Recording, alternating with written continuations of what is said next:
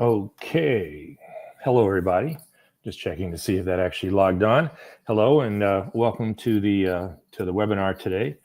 Seeing some familiar sounding names here: Kathy, Elaine. Hello, hello, and a few others as well. Blake, nice to have you here. Today, we are going to be taking a look at this very, very interesting question, and that is how Class Companion can be used to extend and apply learning, especially when it relates to a project. So let's just take a look at that just for a second. We all do projects. Every discipline assigns, at least at some point in time, a project, a research project, presentation demonstration project, creative performance project. See the difference there? One presentation demonstration, slideshow, Google Slide, a PowerPoint, something like that, or an oral presentation, a mock trial, a debate, in-class seminar of some kind. Whereas a creative and performance project, poster, video, podcast, artwork, something like that. A service learning project, different from a civic action project. Those of us that teach government, and that's a big part of what we do, civic action projects. Try to get students, in essence, to take on the role of lobbyists, act like a lobbyist, work to affect policy, create some new law, some new rule, some new kind of policy, or edit it. Different kind of project, different than a service learning project, where it might be a recycling program. We're not affecting policy there.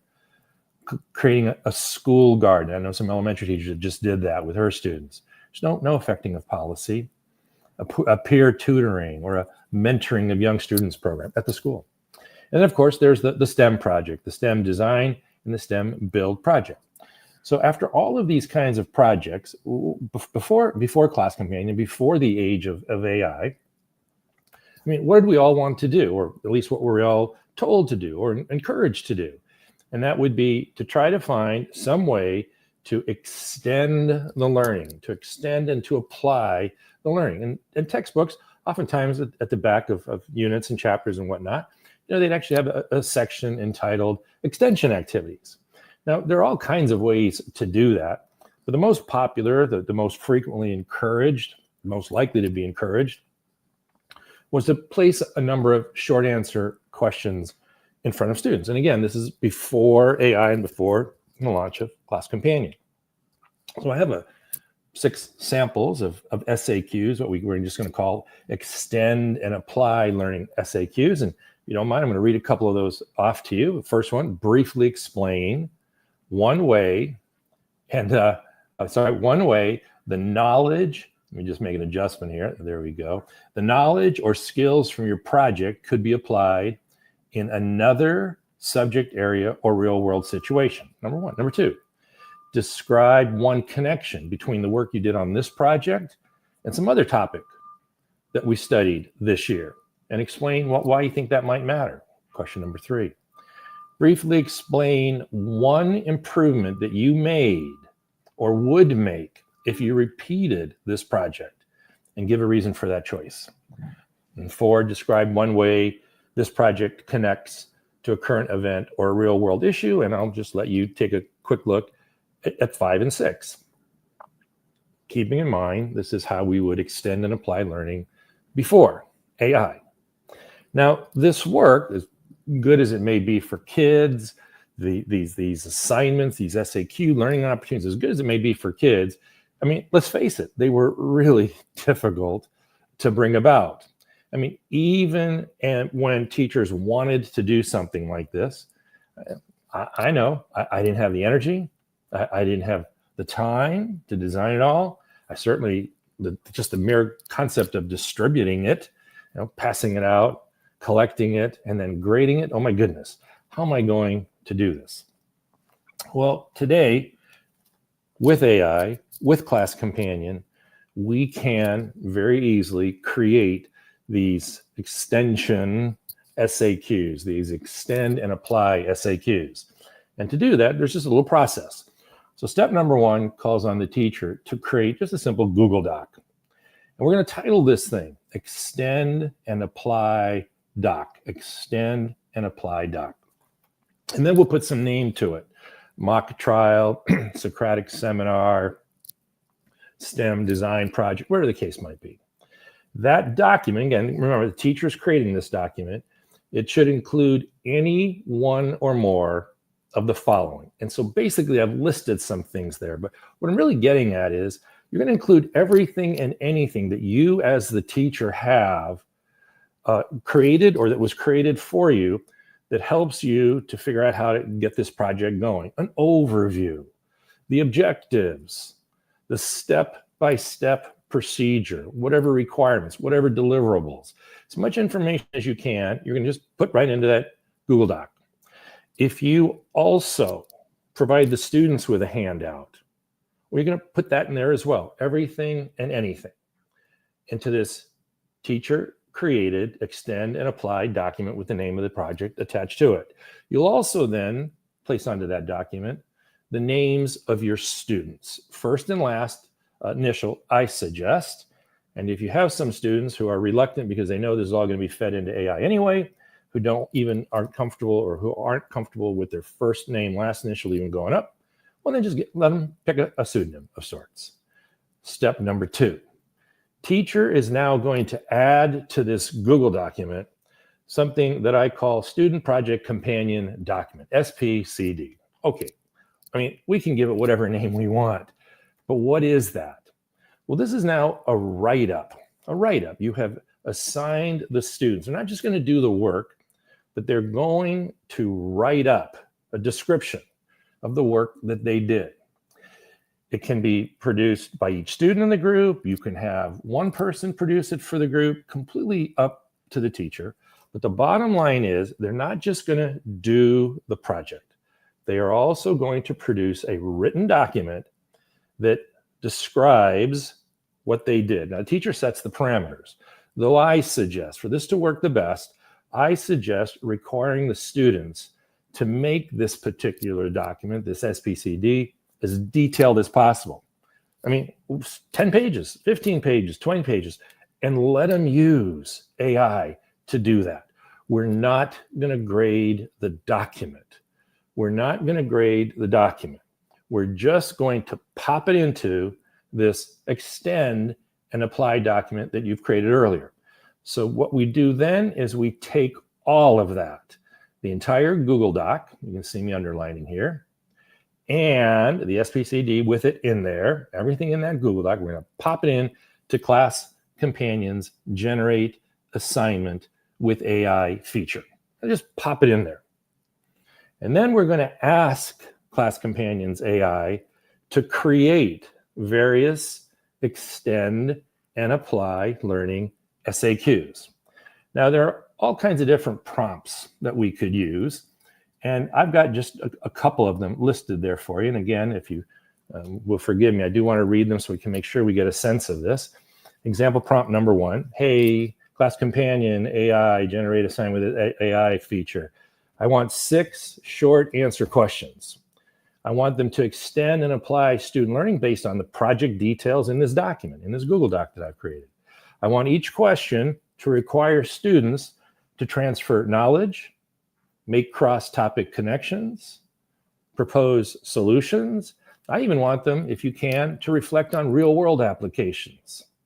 And also, if possible, create one question that just causes the student or asks the student to elaborate on something within the SPCD. Now, as a teacher, you can really go off on that.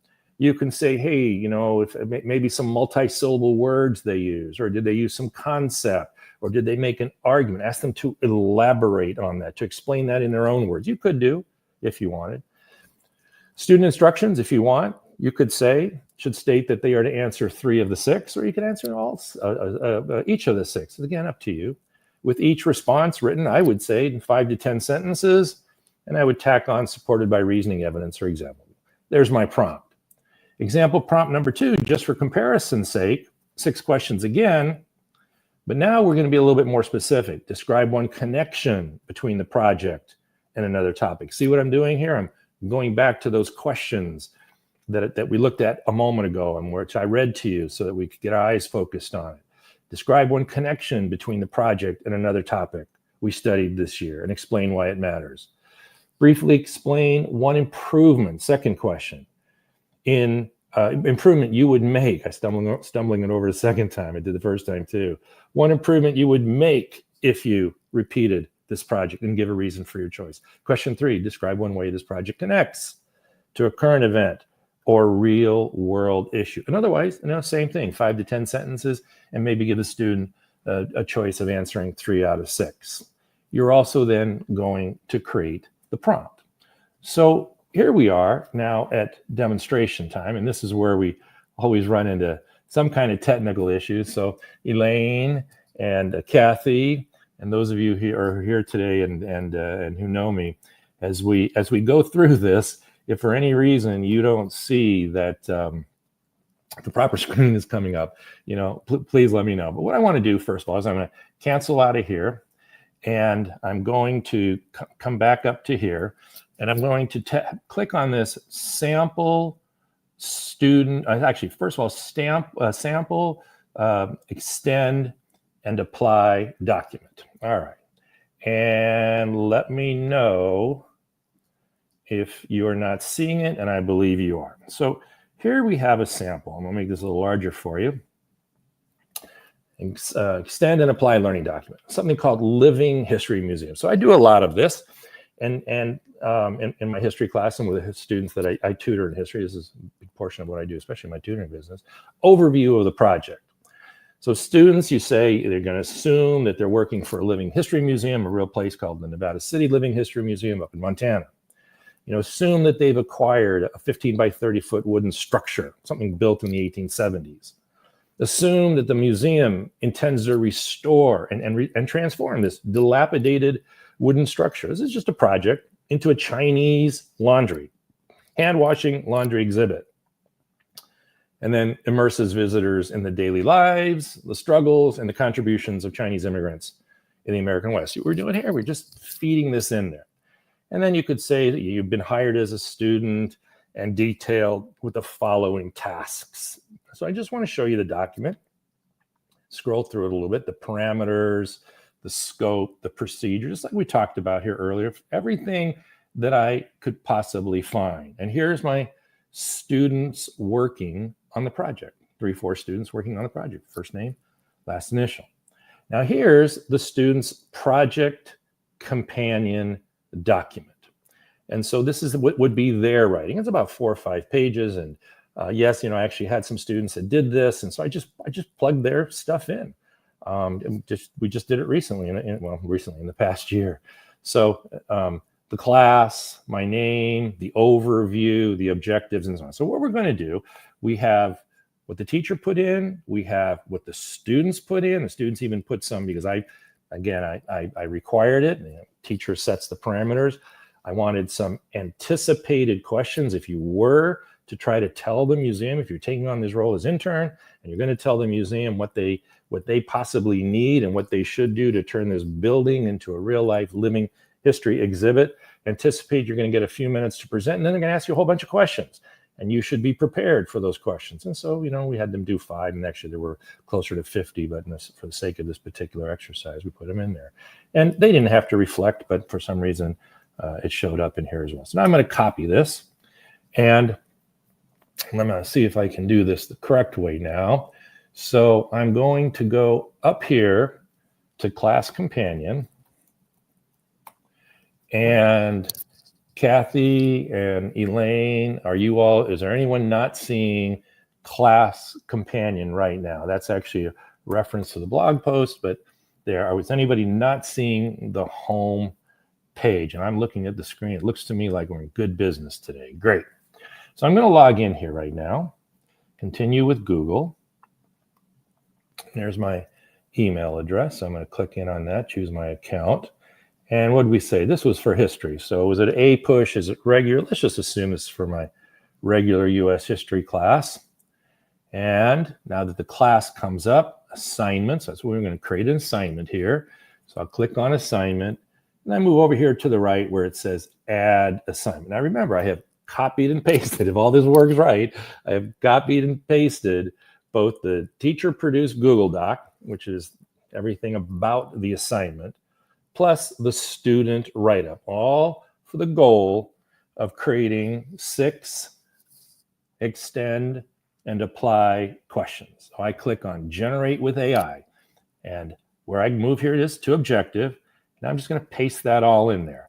And scrolling up, I'm not going to look very closely. I'm just going to assume that is all in there. For those of you who are brand new to this, I do not, it's already put all of this in. Grade is 12. A standard is optional. I'm going to leave it. There's my course. I don't need anything here that's optional. So I'm just going to click generate and review.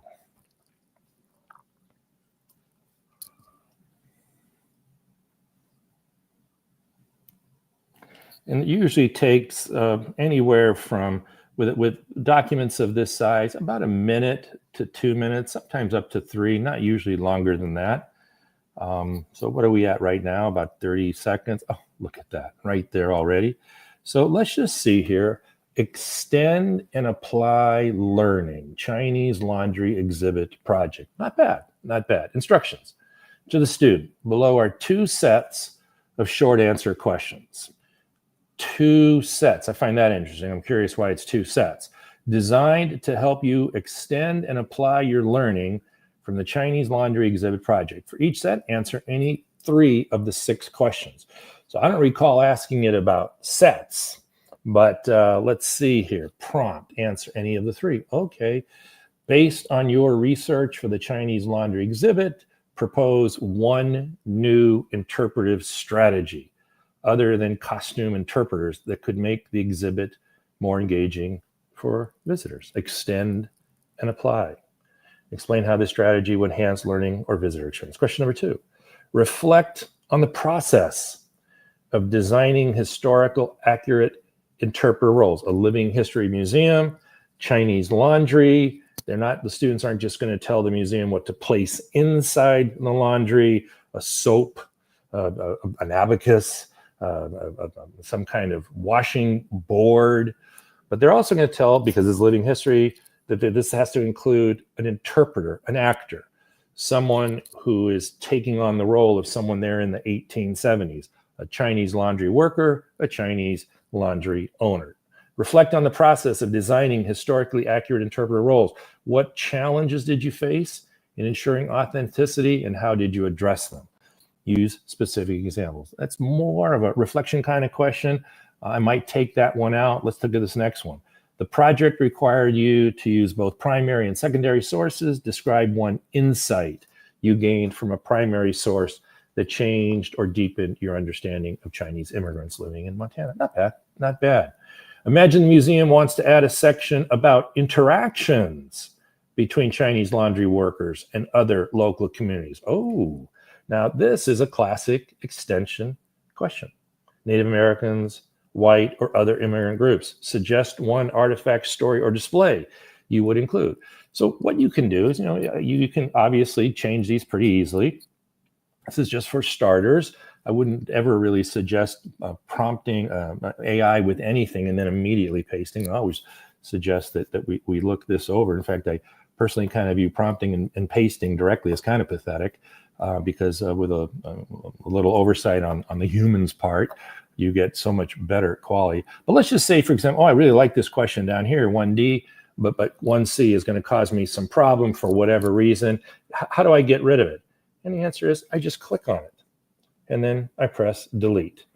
And if I say, oh, okay, fine, but now I'm 1 question short, I really wanted to have 2 full sets. What do? Well, I just come down here and I click on add 1 short answer, and it's going to give me a chance to create another answer. So let's just say right now, I'm pleased with this. I'm thinking, wow, this worked pretty well. And to be honest, yeah, I think this worked pretty well. I mean, certainly I didn't have to create it. And I'm going to give my students an opportunity to extend their learning, to apply their learning. I think this is a value to them, and I'm pretty excited. So I come up here and I click publish. I want to send it to my kids, publish. So I click publish. And what happens? And so for those of you who've been with me for the other 2, this 3rd webinar we've done, it's going to say, hey, time out here, Paccone. You're rushing the gun. You didn't create a rubric for your SAQs. You need a rubric. Well, if I click on add rubric, I can again generate with AI. I can import a rubric, my own rubric.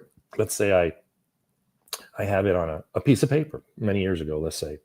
And I take a picture of it and I simply upload it there. And Class Companion will be able to read the photograph, the image of the handwritten or even the typed out document, what do I want to say here, rubric. Or I can go and I can try to find one in the content library. All right, now here's where it always gets really, really tricky for me. So what I'm going to do is I'm going to go back to Class Companion. I'm going to share my tab. And if you cannot see it, in fact, I have a little way of checking now. Let me just see. Good, it looks like I'm back. So what I want to do now is show you, make this a little bit larger here, okay? I have 2 prompts, but now I want to see what it looks like if I create a rubric. Teacher also prompts Class Companion to generate a rubric for the SAQ. So here's just one example. Generate a 3-point rubric for the following SAQs, the ones that you created, the ones that Class Companion created. The rubric should describe what makes a strong, adequate, and limited response in terms of clarity, completeness, use of evidence, examples, and reasoning. Now, Kathy, I think you asked at the beginning of the webinar today, what if I want the rubric also to include grammar or spelling? And I think when we move into this now in just a second, it's going to address that question. So I'm going to go back to Class Companion. I'm going to share the tab. I'm going to check to make sure, good, you're seeing it. And now we want to generate with AI. I probably could also have just taken a screenshot of what I showed you a moment ago, the 1 to 2 sentences there, and imported them. But instead, I'm copying them, and now I'm going to paste them into Class Companion. Kathy, do you see down here where it says check for grammar and spelling? So you also teach, if I remember correctly, APUSH, correct? Do you want to just quickly in that chat box let me know if you also teach APUSH there? And come back to it. I'm not seeing it yet. And in APUSH, we're not checking for grammar and spelling. In an AP social studies course, there's no value. So we're just going to take that off. But Kathy, if you want to leave that on, I think that's what you're asking me, maybe for your regular students.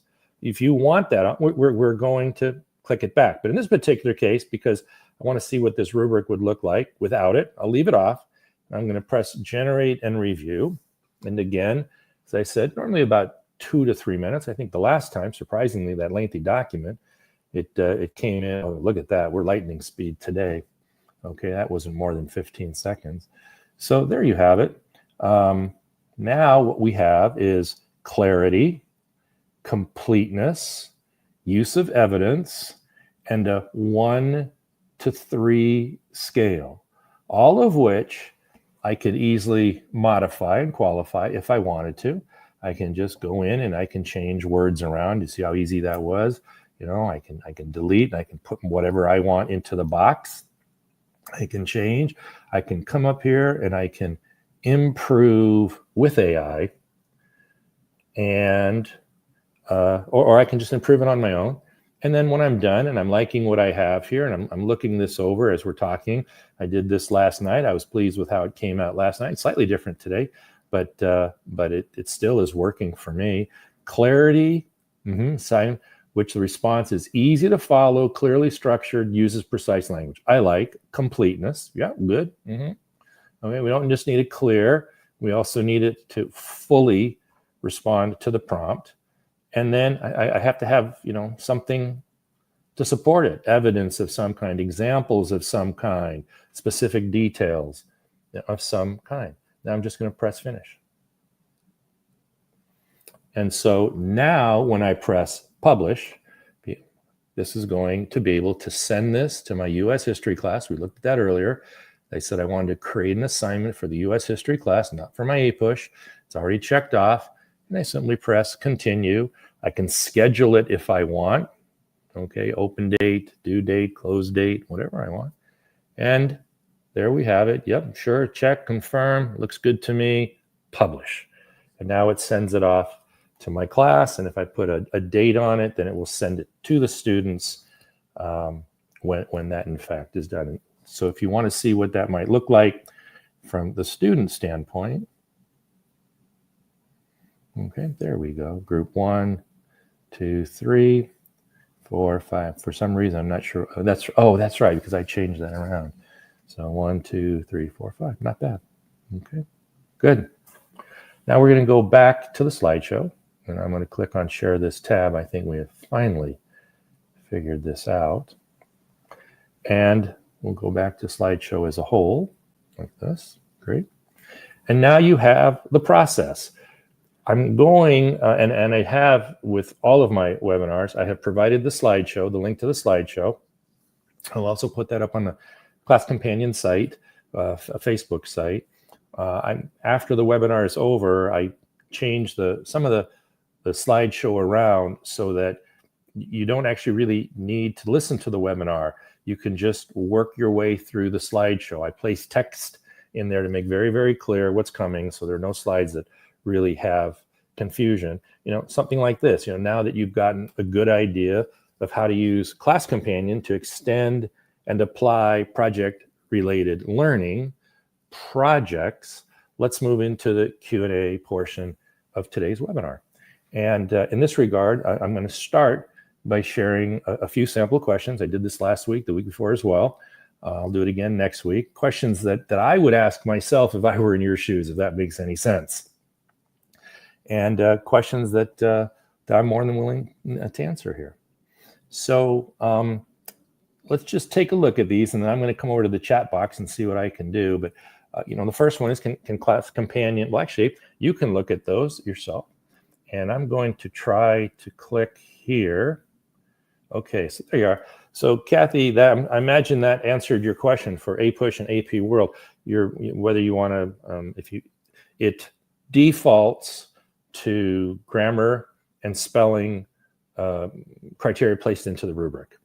And if you want to take it out, you literally have to click that button. So I was just, for those of you who are wondering why I went over there, I was just responding to the question. So let's see here. These are the questions that I would ask. Can Class Companion handle written teacher observation notes? Let's say for whatever reason you don't want to write them. Yep. Mm-hmm. Do they need to be typed before the AI can generate questions? Nope. When it comes to the extend and apply document, is there a limit to the number of words or pages I can upload? Well, I'm sure there is. And I think in all the times where I've done something like this, I think I did run into that once because we were just testing it. And I think it was upwards of around 75 pages. but 25 pages, I haven't found that to be a problem. And I think that's more than enough. How accurate is Class Companion's AI when scoring SAQ responses, especially for open-ended questions, open-ended extend and apply task questions? Well, it really depends on what you're going after.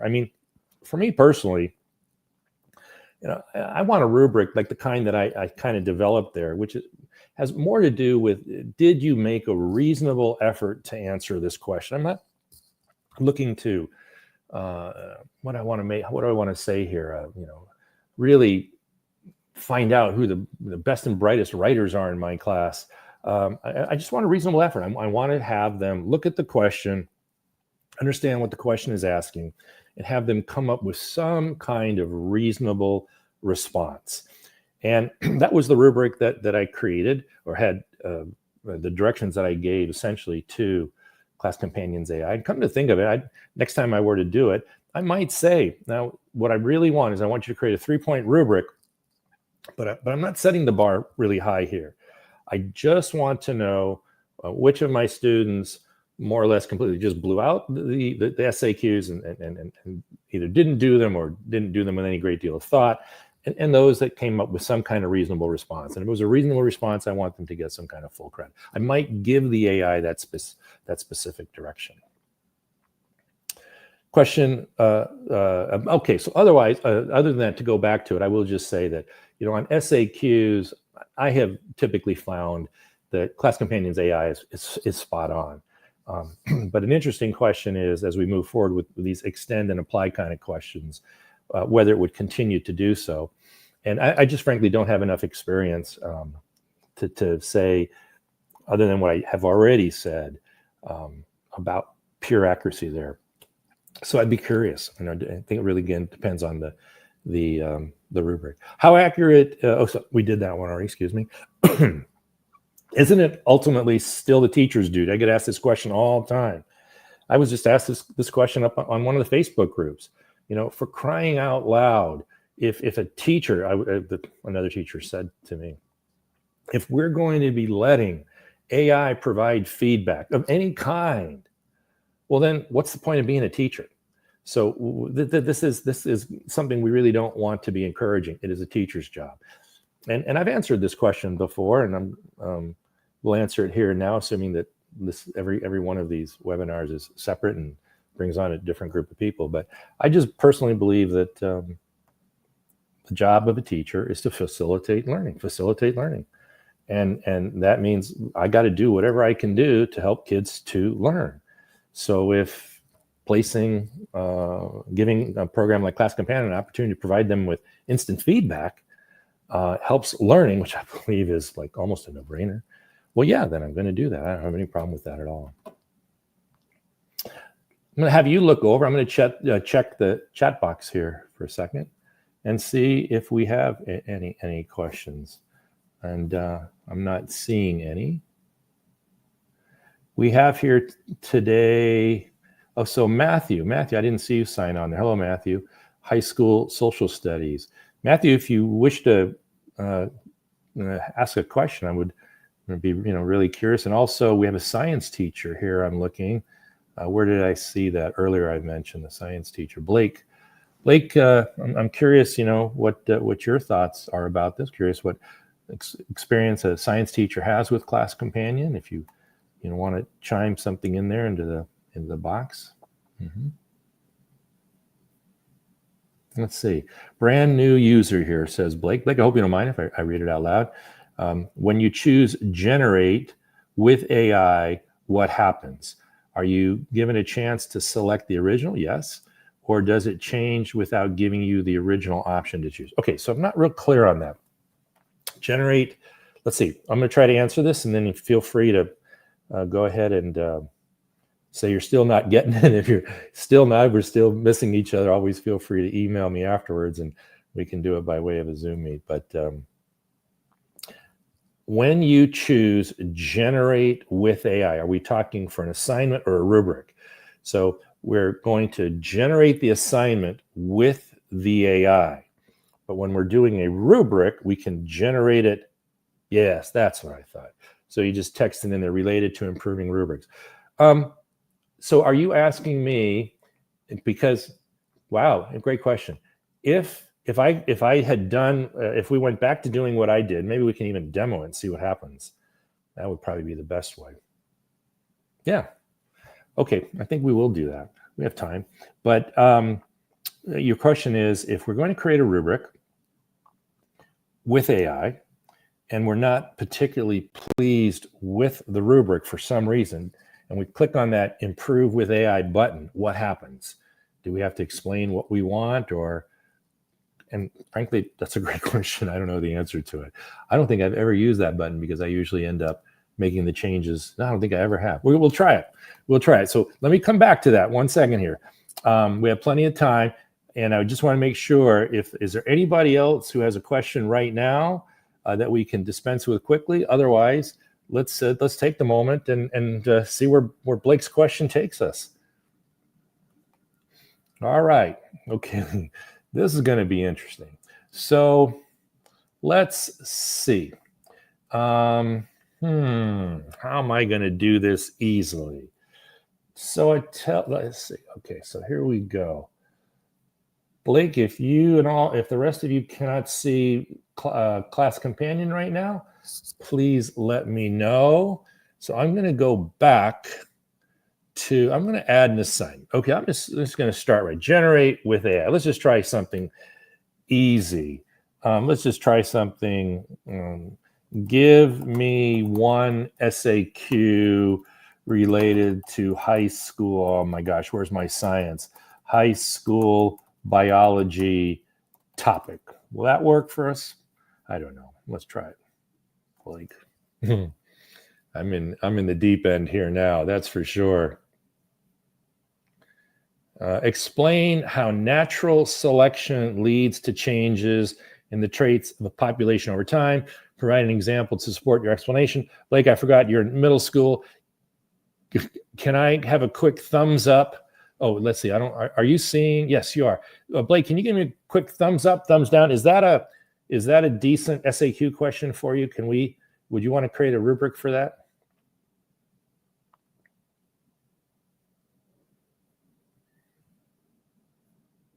Oh, so you said great. Okay, so here we go.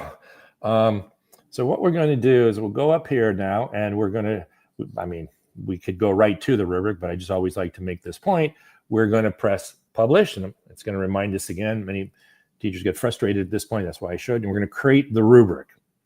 We're going to generate it with the AI, and I'm not going to do it. Actually, no, as long as I have Blake here. Blake, tell me in real simple, tell me what I should pop into that rubric box.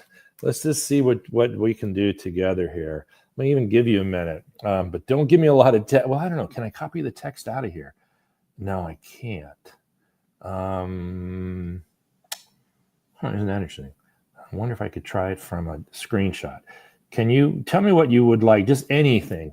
I wish you could come on and actually talk it through.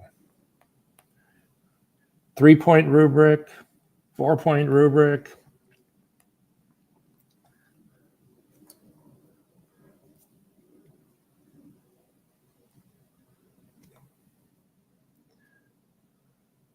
So I see you just write sure.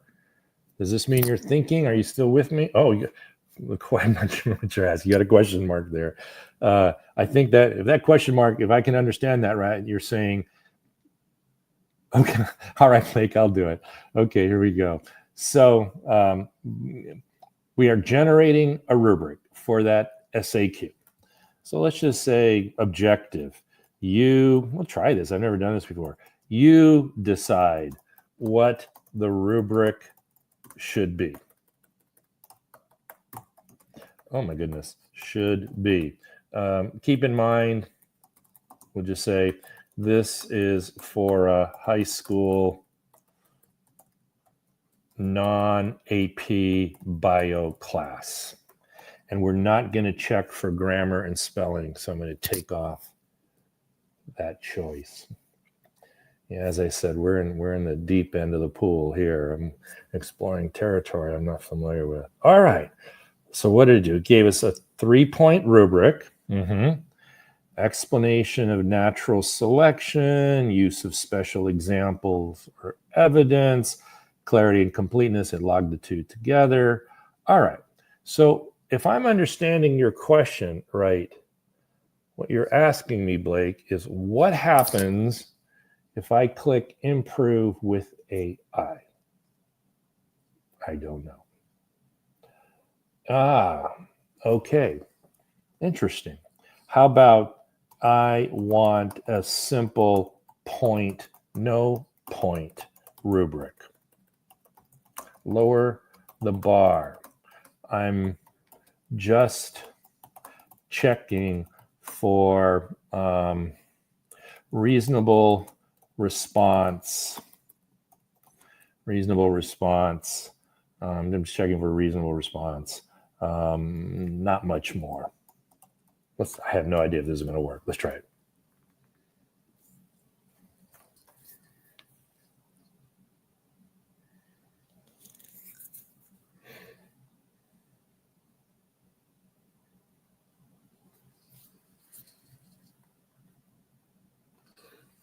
A minute.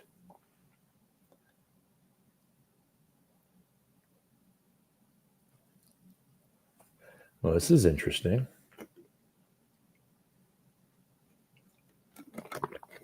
Oh my goodness. Okay.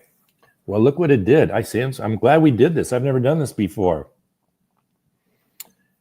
The green words look like the words where there were changes that it made. Rather than assess, check.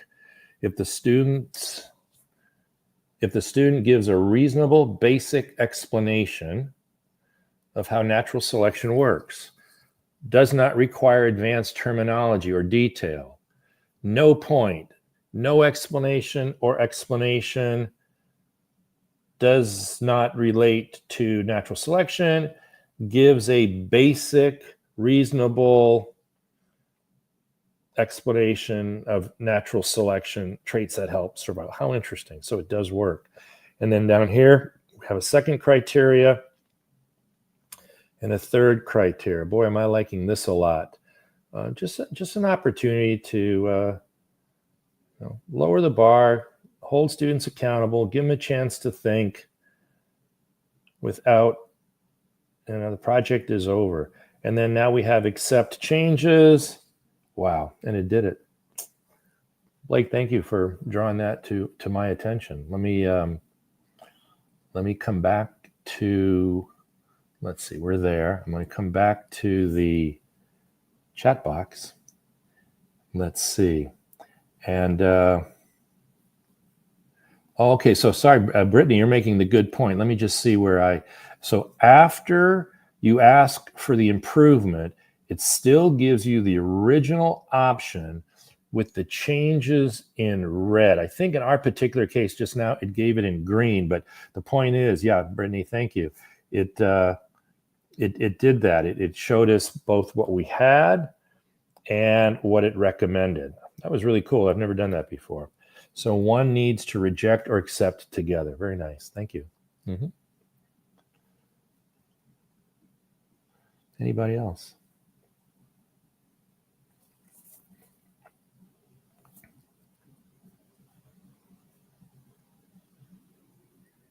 Mm-hmm.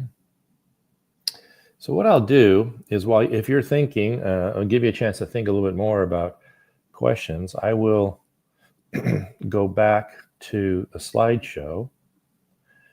And great. So everything is working tonight wonderfully. Glad to see that.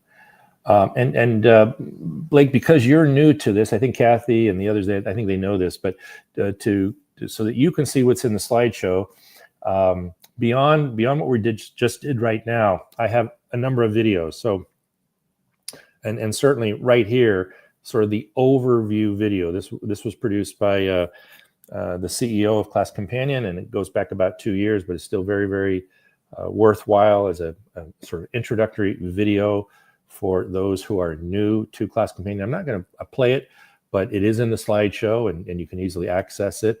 I also have, I'm going to show you how to generate assignments. The slide right after that, I have 4 slides. And again, all of them produced by Avery Pan, the CEO, generating assignments with AI. It'll walk you through essentially what I did here today. See the student experience. They'll give you, this is the one you really want to look at to see what that might look like from the student standpoint. Controlling the AI with rubrics. I don't recall if this talks, I should have watched this one. It's been a long time. Maybe this one addresses that very question that you asked me. So I'll take a look at that later. And then how to import an assignment. And I imagine, you already have a sense for that. So what I'm going to do right now is quickly go through with a click. All of those always makes that little bit of noise. And then I have a slide that lists, if you will, some of the really cool features of Class Companion. And this is the thing that I really like a lot about this particular platform is its commitment, since it was founded about 2+ years ago, to constantly improve, and with this improvement based on what it is hearing from teachers. It takes a lot of time, takes a lot of effort to do that kind of work. But as a result, the platform has grown every few months, new features. And there are quite a few of them now. I list them for you here. And because we may have some new people here, this is the one that is particularly interesting, the Ditto Tutor feature. And let's see, I may not have quite enough time tonight. I'll try to show it in a second. But if not, I plan on working with that later. But students, as they are looking at their questions, their SAQs, their essays, their multiple choice questions, as they are looking at them, it is up to the teacher can make available to the students a tutor of sorts. So let's say, for example, the student is looking at the questions and they're not even understanding the meaning of one of the words in the question. The teacher can make it possible for the student to ask what we call the ditto tutor feature, to ask ditto to define a word in a question.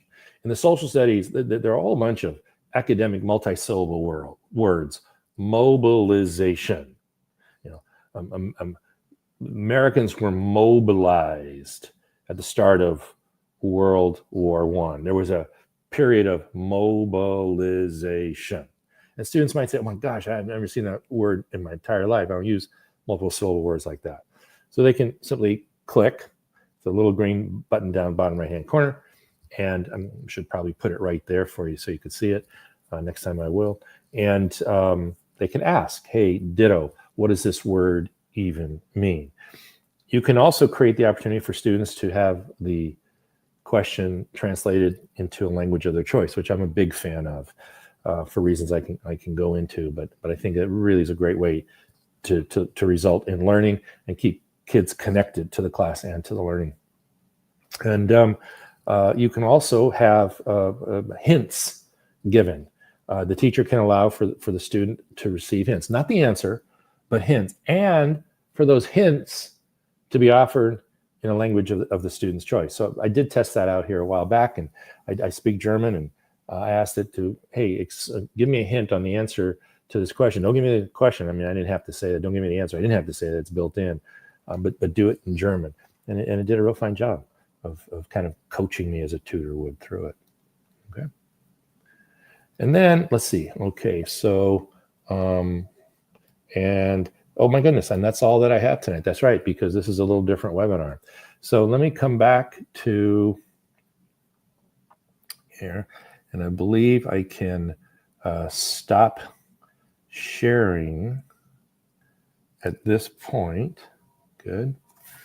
And let's see here. Okay, let's click off that. My wife calling. And there we have it. Let's see. Anybody else have any? Can you accept some with the end? Okay. And for those of you who aren't seeing the chat box, Blake has asked if you can accept some of the changes that the AI has made, some of the changes that the AI has suggested when you have asked it to improve the rubric. Or do you have to accept all? And the answer, Brittany makes clear here, is that you can indeed ask it to accept some without all, which is, again, something new that I'm learning.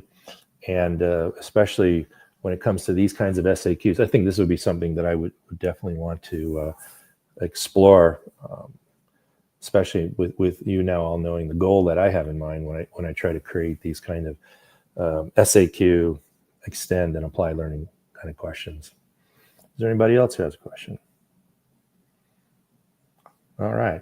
So Elaine, tangential, hi Elaine, to the ditto function. I find that the feedback CC gives away too much sometimes.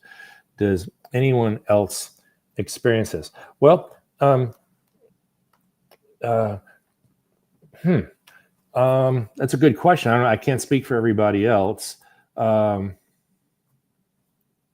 Yeah, okay. My students, I'm going to come back to yours, Elaine, and then Blake chimes in there. My students get tricky in using ditto and get a lot of info. Yeah, I've heard that. I think AI in general, if you keep peppering it with questions for explanation, I think, isn't that the trick that, before we know it, the AI is in an attempt to offer up guidance and support like any tutor. I'm a tutor. If my kids keep asking, I know that eventually I'll give them basically what they need to be able to answer the question. Yeah. Let's see. I would definitely reach out to support, says Brittany here. Share this feedback.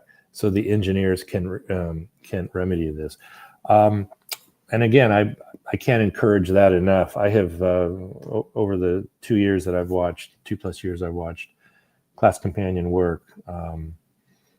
They will listen to teachers. So if that's a real concern, and reach out, you have the email there, support@classcompanion.com, and they will look into that. But let's see, Elaine, in the feedback to a first attempt, for example, okay, and you're finding that it's offering up too much. I don't know if I've ever really noticed that. I'm assuming you're giving your students multiple opportunities at multiple attempts. Is that it? And Blake says the same. Is that it? You're giving the students multiple attempts, and then after the first attempt, there's just a lot of information. Then they click on that ditto feature, and before you know it, they're able to do the second attempt with the answer. Is that what we're getting at? I'd have to explore that and chat with the engineers myself. Too much sometimes, yeah.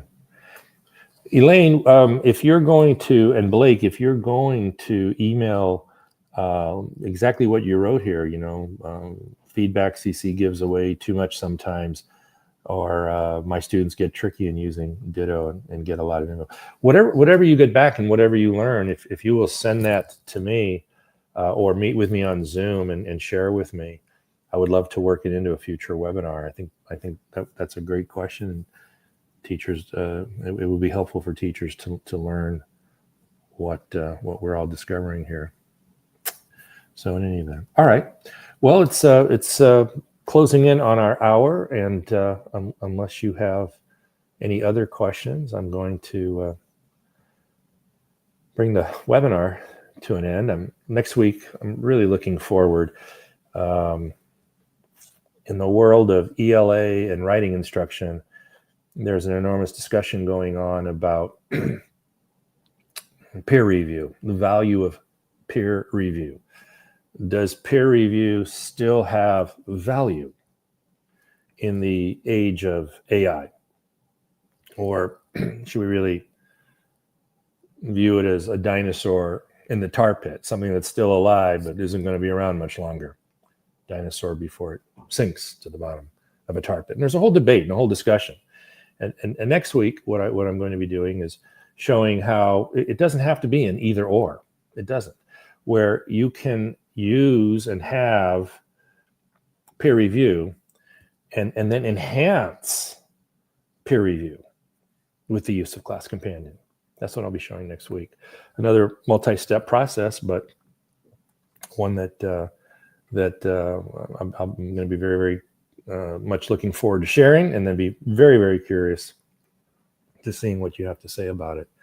And then even more, if you explore it and get back to me how it all worked out for you. Other than that, I want to thank you all for joining me today, and I look forward to seeing you next week. Best to you as we start off the school year, and I'll say bye and see you soon. Take care.